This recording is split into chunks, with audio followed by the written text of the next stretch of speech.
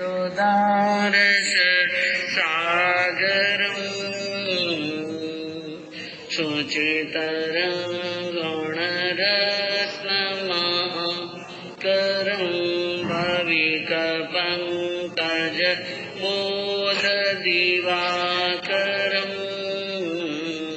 प्रतिदिनं प्रणमामि दिनेश्वरं प्रतिदिनं प्रणमामि दिनेश्वरं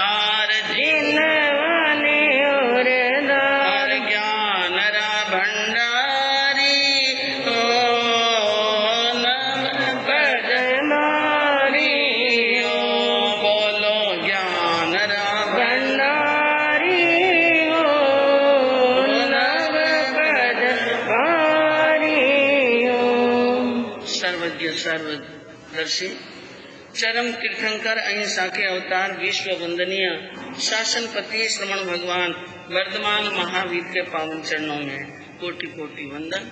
हृदय की अनंत अनंत आस्था के केंद्र, संयम धन के दाता, संसार सागर से तिरने का सन्मार्ग बताने वाले पूज्य गुरु भगवान श्रमण सूर्य दिव्य विभूति 1008 श्री मर्दर केसरी मिश्री मल जी महाराज साहब के पावन चरणों में कोटि कोटि वंदन।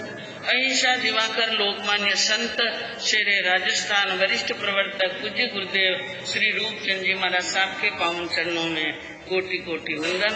मरुधरा भूषण संत शिरोमणि पूज्य प्रवर्तक गुरुदेव श्री सुकन मुनि जी महाराज साहब के पावन चरणों में कोटि कोटि वंदन। साधना की प्रतिमूर्ति सद्गुणों की उपासिका सरल मना शांत दांत गंभीरा गुरुवरिया महासती श्री सज्जन कंवर जी महाराज साहब के पावन चरणों में कोटि कोटि। धर्म प्रेमी बंधुओं, शीलवती माताएं बहनों, आज परम हर्ष का विषय है कि सिद्ध चक्र नवपद जी की ओली का पहला प्रथम प्रारंभ का दिवस है। और इन दिनों के अंदर मैंने बताया आपको ज्यादा से ज्यादा मौन रखना, ज्यादा से ज्यादा जप करना और विजय का क्या करना, त्याग। ये हमारी 9 दिन की नवरात्रियां हैं।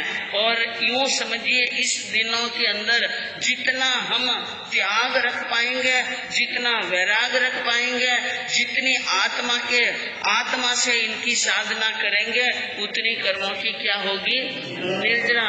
और विजय त्याग का बहुत बड़ा महत्व है जो मैंने कल आपको बताया था। तो आज श्रीपाल चारित्र शुरू करते हैं। और यह श्रीपाल चारित्र पूज्य गुरुदेव मर्दर केसरी मिश्रीमल जी महाराज साहब के द्वारा रचा हुआ है। इनके पहले जो श्रीपाल चारित्र पूज्य दिवाकर चौतमल जी महाराज साहब के द्वारा रचा हुआ, सभी साधु संत नवपद जी की ओली होती है। स्थानकवासी परंपरा के अंदर सबसे ज्यादा दिवाकर चौतमल जी महाराज साहब की जोड़ का जो श्रीपाल चारित्र है वो पढ़ा जाता है। और शायद वो लाइनें सबको कंठस्थ याद है। श्रीपाल नरेश समर्यो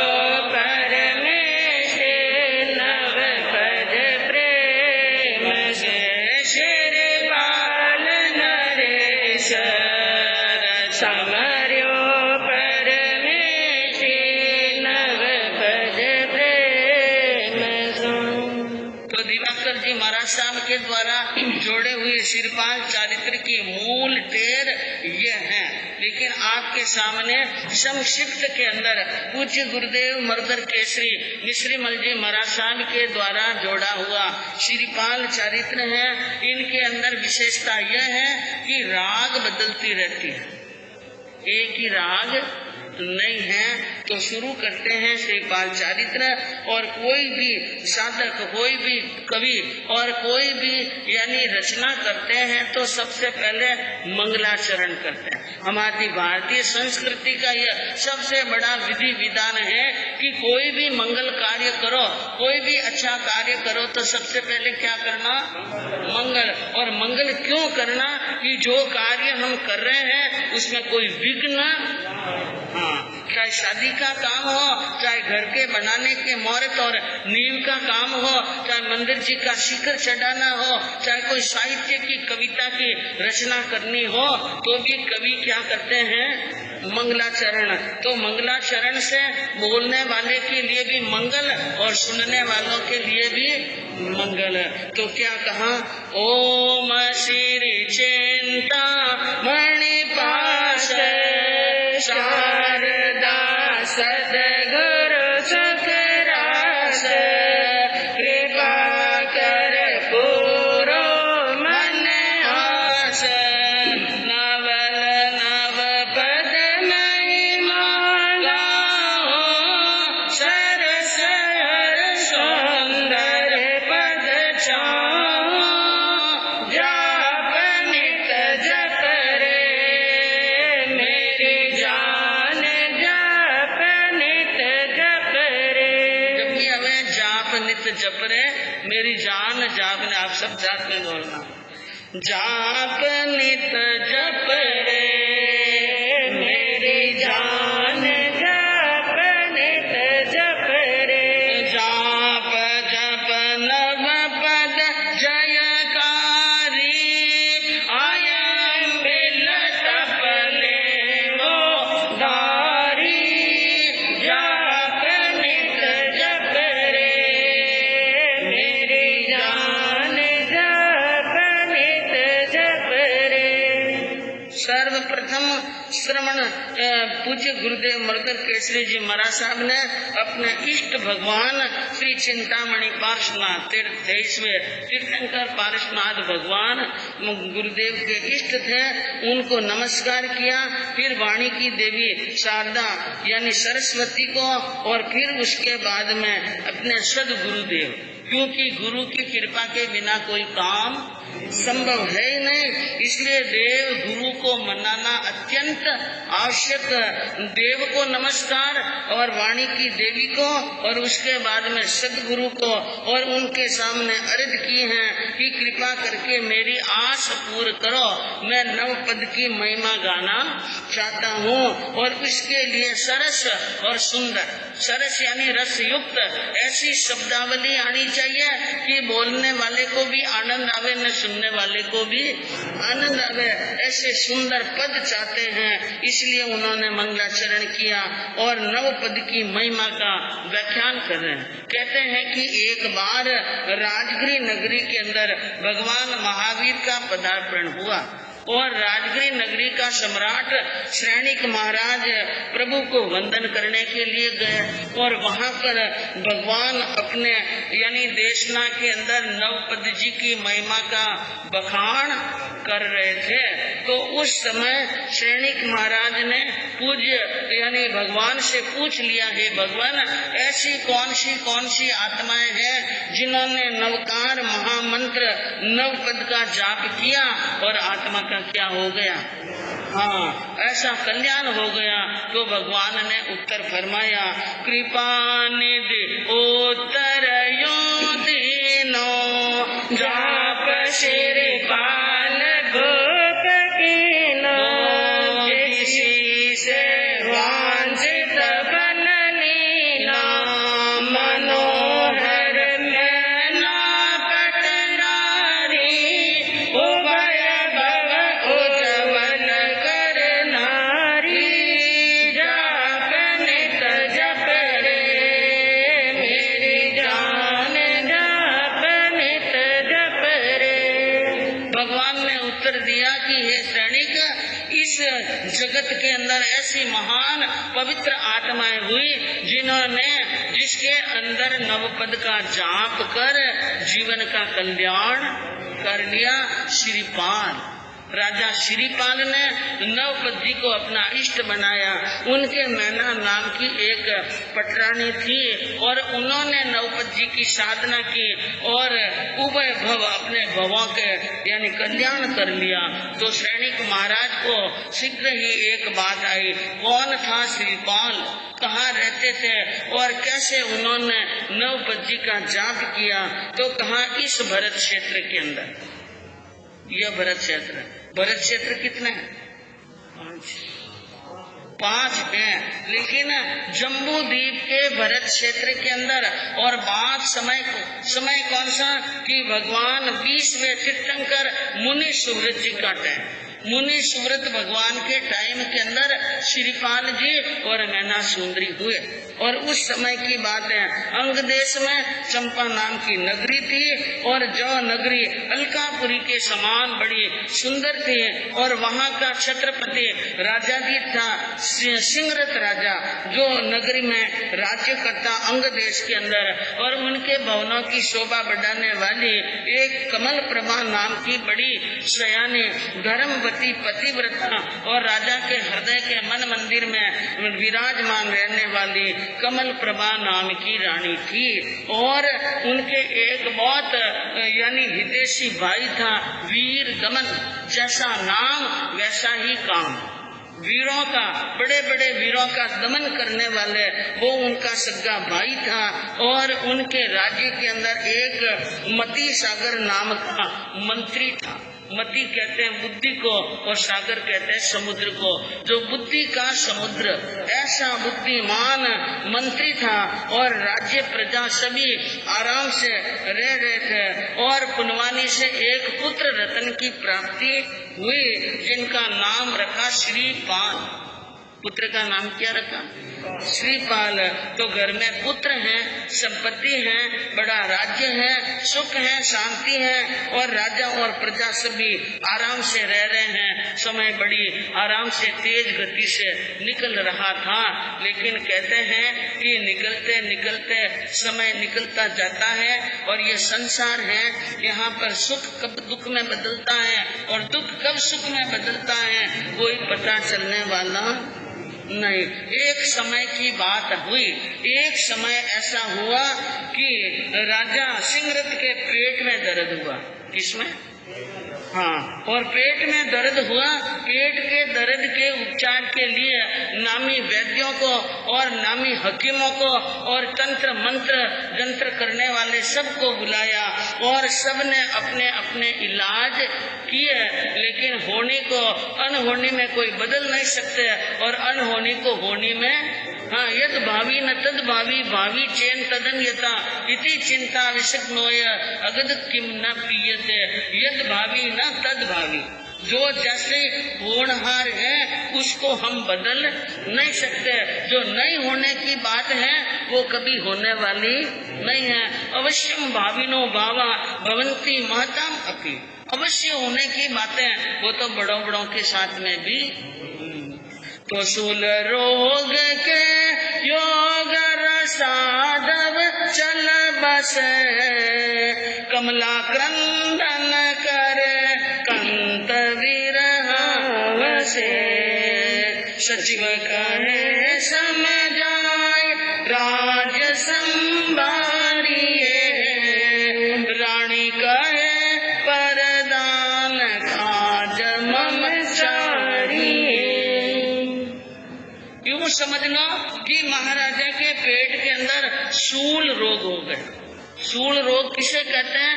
कि पेट के अंदर सुइयां चुभे, शूल चुभे जैसी चुभ चुभ करके वेदना होती है और बड़ी तड़प होती है। वो योग ऐसा शूल रोग हो गया और उन शूल रोग के कारण से उपचार लगा नहीं और एक समय आया कि राजा का स्वर्गवास हो गया। राजा का स्वर्गवास हो गया और महलों के अंदर शोक और मातम छा गया। कमल प्रभा पछाड़ खा खा कर रोने लगी।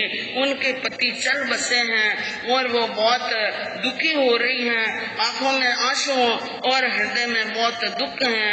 और मंत्री, एक बार मंत्री आया, मंत्री ने समझा करके कहा, रानी जी महाराज गए हैं, इनका दुख आपको भी है हमें भी है, क्योंकि प्रजा के ऊपर से कोई प्रजा वत्सल चला जाता है तो सबको दुख होता है, लेकिन आप पटरानी हैं और एक राजा की रानी है, इसलिए आपको बहुत कुछ संभाल करके चलना पड़ेगा, क्योंकि ये राजनीतियां हैं। इन राज में राजनीतियां हो जाती हैं, न राजनीति को कोई पहुंच नहीं सकता।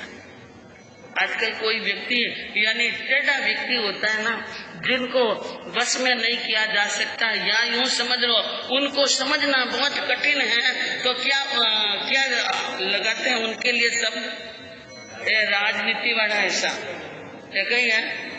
राज यकीन टाइम कौन सी नीति ने अपनावे कुछ भी मालूम नहीं पड़े। तो राजनीति है। मंत्री ने कहा कि महारानी जी आपको संभल कर चलना और राज्य की व्यवस्था देखनी है। आप बड़ी हैं, आपको राज्य की व्यवस्था, आपको हर चीज का ध्यान होना, कितने सरदार हैं, कितने उमराव हैं और कितने मंत्री हैं, कितने मंत्री हैं, कितनी हमारी जागीरें हैं और कौन कहाँ क्या कर रहा है, कोई गड़बड़ नहीं हो जाए। रानी ने कहा मैं इस समय असमंजस की स्थिति में हूँ, मुझे कुछ समझ में आने वाला। रानी ने कहा हे प्रधान, आप ही इस भार को संभाल दीजिए और जो काम मुझे करना है वो काम आप कर सकते हैं, मेरी आज्ञा है। तो अब वो राजा यानी मंत्री क्या सोचता है, राजा सिंहरथ स्वर्गवास हो गया तो राजगद्दी पर कौन बैठेगा? उनका पुत्र। पुरानी परंपरा यही थी कि राजा के देवलोक होने के बाद में उनकी जो संतान है वो संतान क्या बैठेगी? हाँ, सचिव सामंत मिली सारा, कुंवर अभिषेक कर डारा, बिठाए गादे तत्कारा, काम सब मंत्री संभाले, न्याय और नीति में चाले, जाप नित जप रे मेरी जान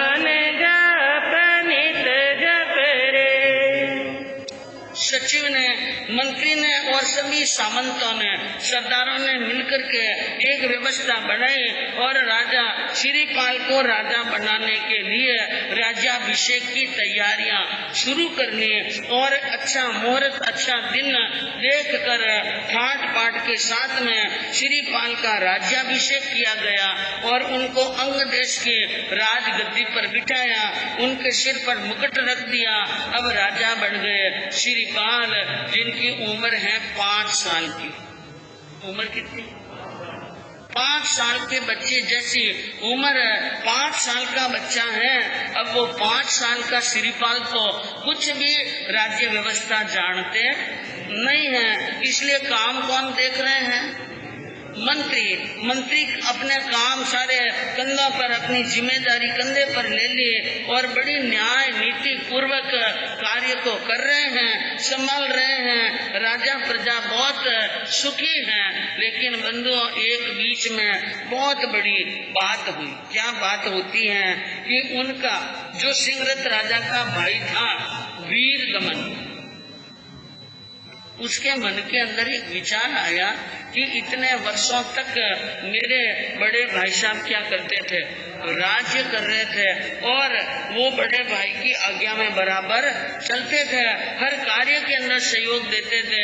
लेकिन अब क्या देख रहे हैं कि 5 साल का भतीजा राजगद्दी पर बैठ 5 साल का भतीजा राजगद्दी पर बैठ गया और उनकी आज्ञा चलती है, उनकी स्याही ढुलती है और मैं शक्तिशाली हूँ और मेरी भुजाओं में सब ताकत है, सब कुछ है, लेकिन फिर भी मुझे राज्य की गद्दी नहीं मिली। मन में विचार आया, नीति ये भी कहती है वीर भोग्या वसुंधरा, जो वीर पुरुष होते हैं वे वसुंधरा का भोग, वसुंधरा यानी धरती का राजा बन करके रहते हैं। तो मेरे अंदर सब शक्ति है और मेरे अंदर सब कला है और मैं राज्य की व्यवस्था बराबर कर सकता हूँ।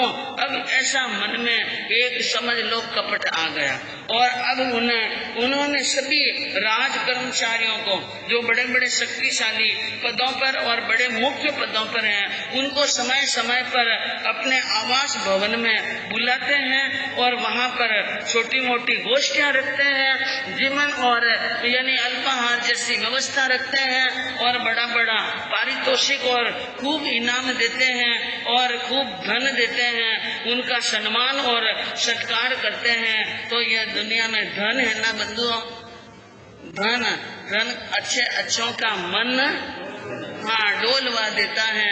अब सब लोगों को यानी वो वीर दमन, जो बड़े बड़े पदाधिकारी हैं, उनको वीर दमन का व्यवहार बहुत अच्छा लगने लगा।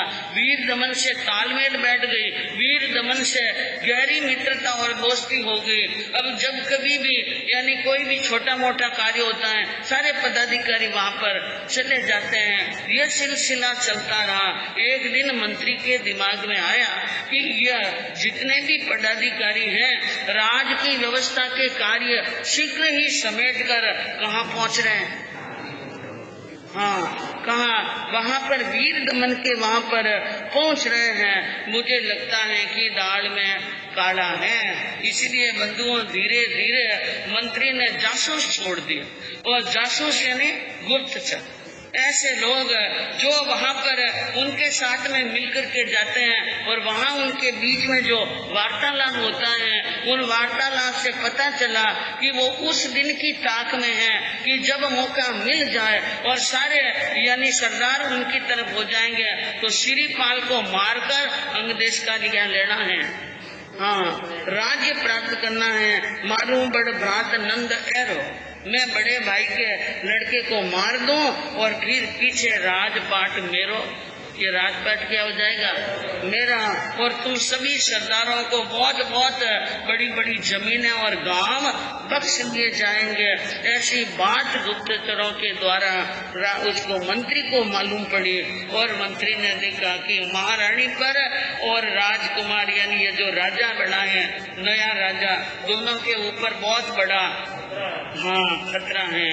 सकेतल मंत्री लखनीनो इशारो रानी देखिनो, सोच और पुत्र तनो लीनो गोत्र कण पुत्र ले चाली पंथ तन उवट पंथ चाली जापनित जप रे मेरी जान जापनित जप रे। मंत्री को मालूम हो गया कि वीर दमन और वीर दमन के साथी और कुछ पदाधिकारी जो लोभी हैं वो उनके पक्ष में आ चुके हैं, बात बहुत आगे बढ़ चुकी है। इसलिए गुप्त रूप से रानी के भवनों में गए और हाथ जोड़कर निवेदन किया, हे महारानी जी, एक बहुत बड़ी दुख भरी खबर है और उस खबर को आप ध्यान से सुनिए। ये श्रीपाल के ऊपर मौत का साया मंडरा रहा है। उनको मारने की, इनकी हत्या करने की पूरी तैयारियां हो चुकी हैं। हमारे पास में समय बहुत क्या है, कम है। इसलिए मैं चाहता हूँ कि आप अपने पुत्र को लेकर रातों रात इन महल को छोड़कर कहीं ऐसे स्थान पर चले जाइए जहाँ वीर दमन ढूंढे तो भी आपका पता नहीं लग सके। इसलिए मेरे कहने से आप राज छोड़ दीजिए। अब वो रानी जो राज भवनों में रही हुई, सुखों में रही हुई और मखमल और फूलों की शैया पर रहने वाली रानी और हजारों नौकर दास दासियां काम करती हैं और सेवा और चाकरी करती हैं, उनको अब कहाँ पर जाना है। हाँ, आप देखिए, उसी भी सती का कोई भी महापुरुष का इतिहास उठा करके देख लो, दुखों के बादल इतने आए, दुखों के पहाड़ इतने ढाए गए, आराम से भाई शांति, एक माला देता कहीं हाथ में, कई बात है, क्या बात है, जाना है तो जा सकते हैं। हाँ बच्चों को बोलो ना, बोलो मत, मौन करके आओ यहाँ पे।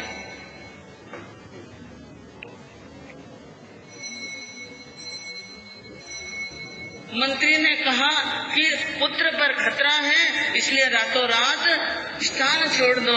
और रानी अपने पुत्र को बचाने के लिए, क्योंकि बंधुओं, माँ चाहे वो रानी हो, चाहे सेठानी हो, चाहे वो ब्राह्मणी हो और चाहे वो यानी क्षत्रियानी हो, कुछ भी हो, और चाहे अमीर सेठानी हो और चाहे वो भिखारी की हो, माँ तो क्या होती है, माँ तो माँ ही होती है। माँ ने अपना सुख नहीं देखा और अपने पुत्र के जीवन के बारे में सोचा। रातों रात पुत्र को लेकर महलों से निकल गई। पंथ तज उबट पंथ चाली, जो रास्ते बने हुए हैं, जो मार्ग बने हुए हैं, उन मार्गों को छोड़ दिया और उजड़ मार्ग की तरफ, उजड़ में पांव रखती हुई गई। क्योंकि मार्ग से होते हुए तो कोई आराम से पीछे आ सकते हैं। मुझे किसी मार्ग पर नहीं मिलना, किसी चौराहे पर नहीं मिलना, किसी पगडंडी पर नहीं मिलना और किसी रास्ते पर नहीं मिलना, ऐसा सोचकर उजड़ पथ में चलने लगी। उजड़ धरती पर चलने से क्या हुआ कि कंकर लगते हैं, कांटे लगते हैं, रात का अंधकार है, ठोकर लगती है और फिर इतना दुख सहन करते हुए भी एक बहुत बड़ा भय कि पीछे से कोई आ जाएगा, पीछे से कोई आ जाएगा। आधी रात में महल छोड़ा, आधी रात तक रानी ठोकरें खाती खाती और नीचे गिरती पड़ती 5 साल के कुमार को अपनी गोदी में उठाकर। अब आप सोचो, जिसने कभी एक लोटा भी नहीं उठाया वो किसको उठा रही है? 5 साल के बच्चे को उठाकर ले जा रही हैं। और अब देखिए, सुबह का सूर्योदय होने का समय आता है तो धीरे धीरे उजाला होता है। पहले क्या होता है? उजाला। और उन उजाले के अंदर कमल प्रभा ने देखा सामने बहुत बड़ा मनुष्यों का दल आ रहा। एकदम डर गई, क्योंकि उन मनुष्यों के डर से कि कोई पीछे न आ जाए, इसलिए तो रास्ता उलट पट लिया था। लेकिन उसने क्या देखा कि जैसे ही चंदाना हुआ और सामने से वो आ गए, बहुत सारे लोग आ गए और धीरे धीरे वो नजदीक आने लगे। कमल प्रभा भयभीत हुई और फिर जब और नजदीक आए तो थोड़ा सा यूं आया, ये लोग अपरिचित हैं, हमारे राज्य के तो नहीं हैं। और उन लोगों में से एक लोग आगे आया और वो पूछने लगा कि भाई जी कित जानो चाहो, हे बहन आप कहाँ जानी चाहती हैं? तो बहन शब्द सुना तो मन में क्या हुई, अनजान जगह में हो, अकेली हो, न सामने से कोई पुरुष आए और वो पुरुष कह दे माता जी आपको किस चीज की इच्छा है, या बहन जी आपकी मैं क्या सेवा कर सकता हूँ, तो कितना ही दुख तो वहीं पर क्या हो जाए। मतलब कमल प्रभा ने और कहाँ कहाँ जाना चाहते हो, आप कौन हैं, फरमाइए। उन्होंने कहा कि मैं एक दुखियारी हूँ। मैं क्या हूँ? मैं दुखियारी पुत्र कैन रक्षण हित मन माय, शरण चाहत को मिले भय मन को मिट जाए। उसने कहा मैं एक दुखियारी हूँ, बस इनसे बड़ा कोई परिचय नहीं है और मुझे मेरे पुत्र की रक्षा करनी है, पुत्र को बचाना है, इसके लिए कोई शरण मिल जाए। क्या मिल जाए? कोई हमें शरण दे दे और हम उनकी शरण में रहने के लिए तैयार हैं। ये होते हैं भाग्य जो दूसरों को शरण देने वाली है, हजारों को शरण देने वाली। आज कर्मों ने ऐसी स्थिति में लाकर खड़ा कर दिया कि वो लोगों से क्या मांग रही है, शरण मांग रही हैं। तो जब उसने अपना परिचय दिया कि मेरे मन में मेरे पुत्र को बचाना है, ये एक बड़ी बात है और मेरे पुत्र को मारने वाले पीछे से आ रहे हैं, ये भय है। यह बात सुनी तो जो सामने जो दल का मुखिया आया था उसने अपना परिचय दिया कि हम 700 कोटी हैं। कौन है? ये सब के सब मेरे पीछे खड़े हैं ना, वो सभी कोडी हैं और संख्या में 700 हैं और मैं उन कोडियों का एक मुखिया हूँ, इसलिए मेरी भी आप परिचय जान लीजिए। और आप कहते हैं कि मुझे शरण चाहिए, तो और आपको अपने पुत्र को बचाने की उम्मीद है, पीछे से आने वालों का भय है, तो शरण हम देने के लिए क्या है, तैयार हैं। हम आपको अपने पास में रख सकते हैं। और एक बात और कह दो, 700 कोडियों के बीच में आ जाए और आजू बाजू में सब क्या हो जाए, 700 के 700 कोडियों का टोला आजू बाजू में हो जाएगा, तो पीछे से जो कोई भी आएगा वो आपको देख नहीं पाएगा। और दूसरी बात, हम कोडी हैं, हमारे से जो 10 हाथ क्या रहते लोग दूर, क्योंकि हवाई लग गई तो हमें क्या हो जाएगा, कोड हो जाएगा। इसलिए हमारी हवा लगने से कोड हो जाता है, ये बात भी ध्यान रखिए। तो हमारे पास कोई आने वाला नहीं है। अब कमल प्रभा ने विचार किया, ये कोडियों का दल है और कोडियों की हवा लगने से क्या हो जाता है, कोड। मैं 5 साल के बच्चे को लेकर इन 700 कोडियों के बीच में रहूं तो मेरे पुत्र को भी क्या हो सकता है, कोड हो सकता है। यह बात तो निश्चित है, कोड तो होगा, लेकिन इनके शरीर का, इनके जीवन का क्या हो जाएगा, बचा।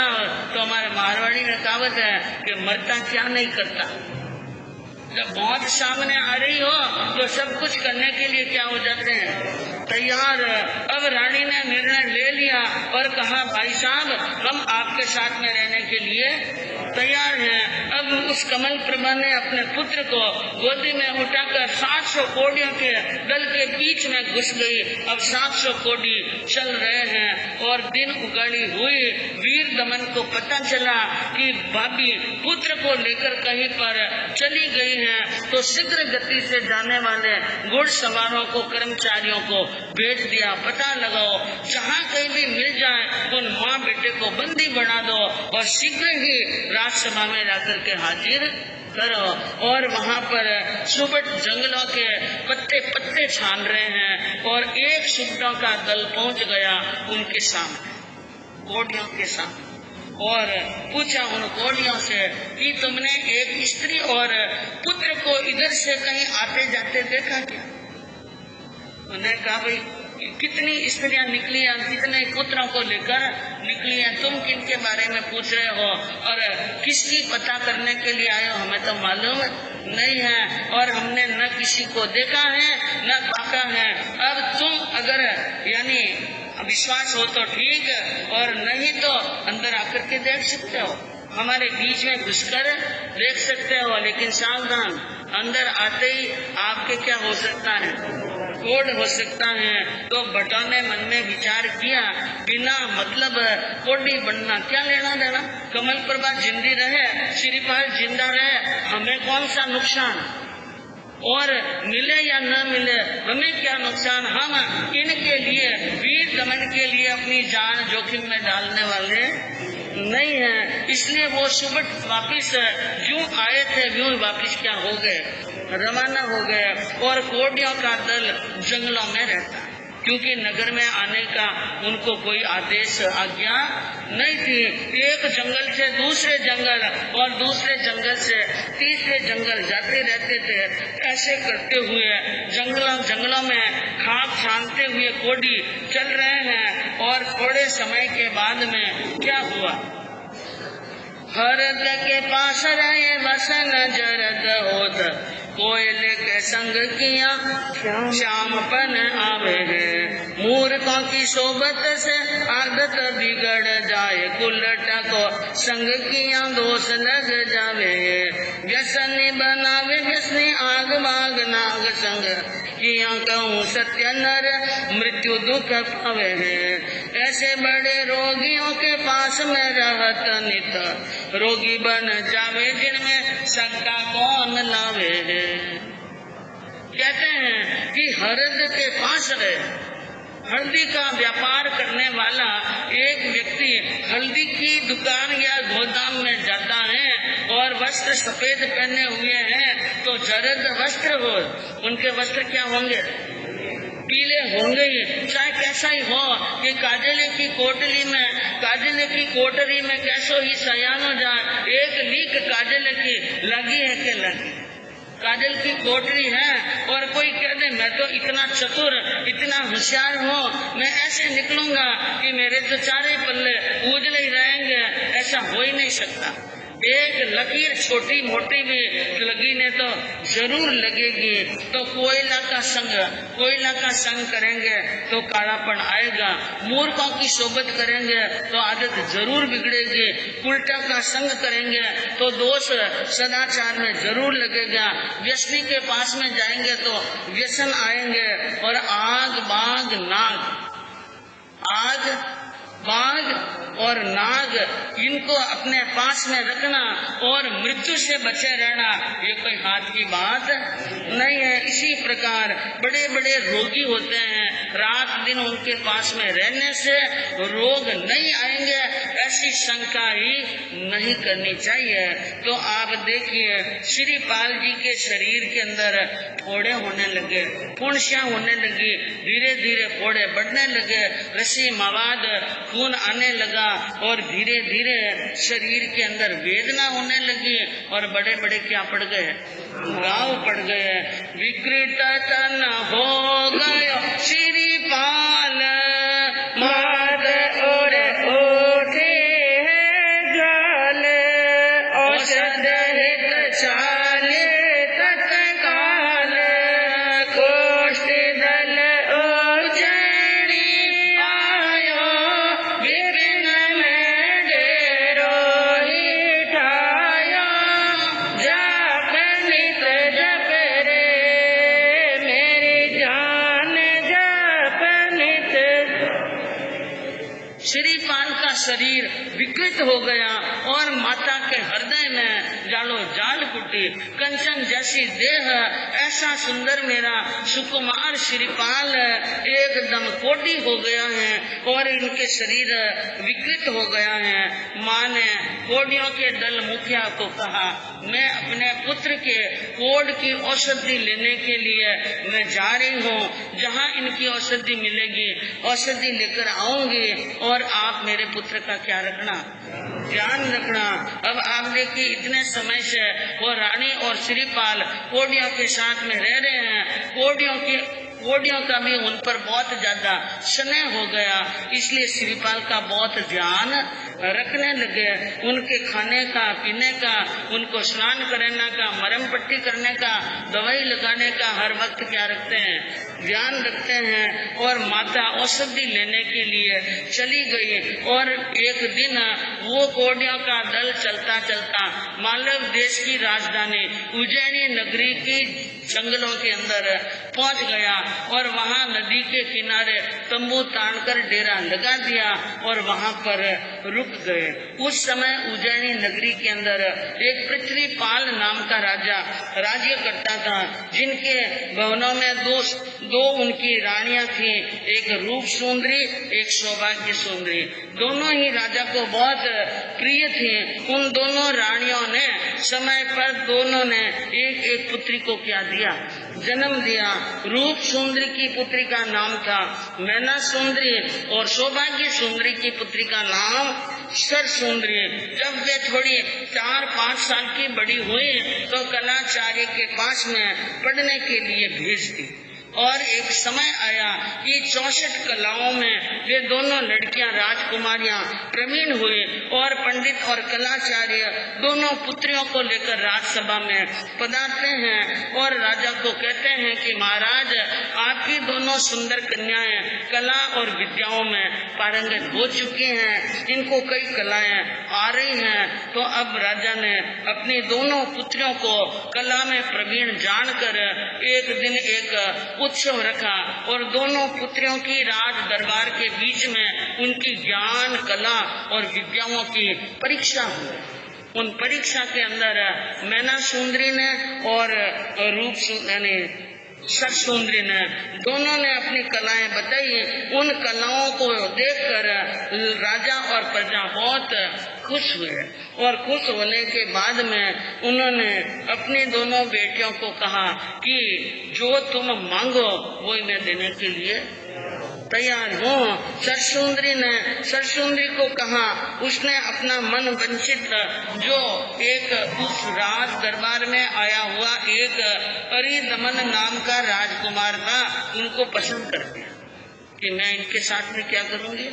हाँ, राजा की आज्ञा है, आपकी आज्ञा है, आप तो मैं इनको पसंद करती हूँ। राजा ने कहा मैं इनके साथ में धूमधाम से शादी करने के लिए तैयार हूँ। और मैना सुंदरी की जब बात आई, मैना सुंदरी को पूछा कि बोल, तूने भी बहुत सुंदर और विशेष कलाएं बताई हैं, मैं तुम पर बहुत खुश हूँ। हे बेटी, जो मांगना चाहे वो मांग ले, मैं वो देने के लिए तैयार हूँ। मेरे पास में सब कुछ है, मैं बहुत बड़ा राजा हूँ। और एक बात समझ ले, मुझे भगवान का दूसरा रूप समझ।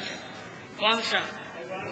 हाँ, अरे मांगो जो कुछ मन में हो या मुझे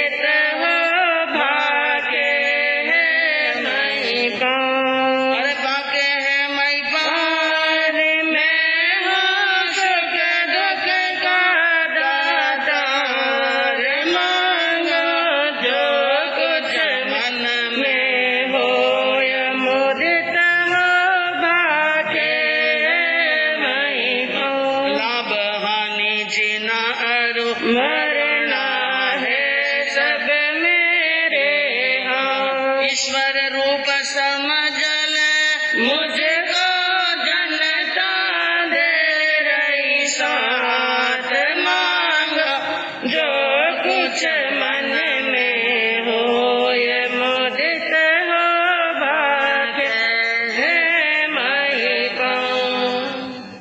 राजा ने कहा मैना सुंदरी, जो इच्छा हो, जो मांगना चाहो, दिल खोलकर मांग लो, मैं सब कुछ देने के लिए क्या हूँ तैयार। और मेरे अंदर इतनी ताकत है, मेरे अंदर इतनी शक्ति है और मैं इतना बड़ा हूँ। लाभ हानि, किनको लाभ पहुँचाना, किनको हानि पहुँचाना, किनको जिंदा रखना, किनको मौत के घाट उतारना, सब मेरे हाथ में, मेरे अधीन है। यूँ समझ ले मैं ईश्वर हूँ।